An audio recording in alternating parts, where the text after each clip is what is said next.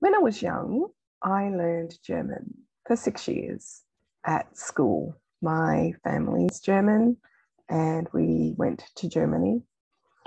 So, as well as learning German at school, I also did Saturday morning extra German classes and I went to Germany.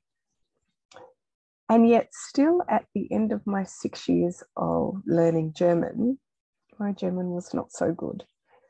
I would say I was at pre-intermediate level. And now I'm learning Malay. So while I'm learning Malay, I thought about how did I learn German? And I learned German the traditional way. The teacher would teach us about the tense, how do you make the sentence, and we do some practice. And that didn't really work for me. And so I thought with Malay, I'm going to learn it by discovery. I live in Malaysia. I can hear it everywhere.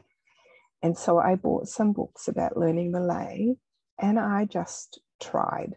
My husband is Malay. He's been helping me. And that really isn't working very well for me either, unfortunately.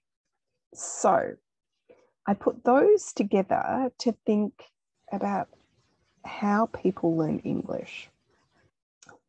And so my approach when I'm teaching English is to use the discovery method as I am doing with Malay.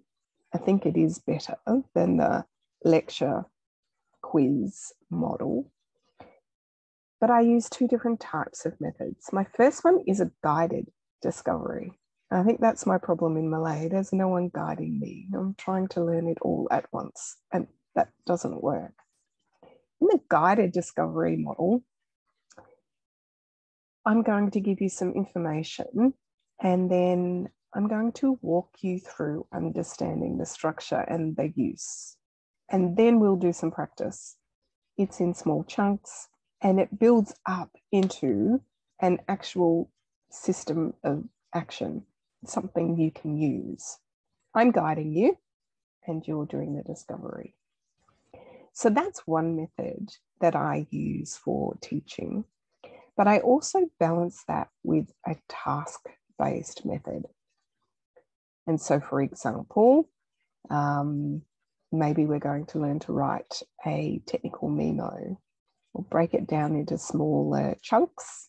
First of all, we'll look at the introduction and we'll look at present tense. What is the situation today and why are we doing this work?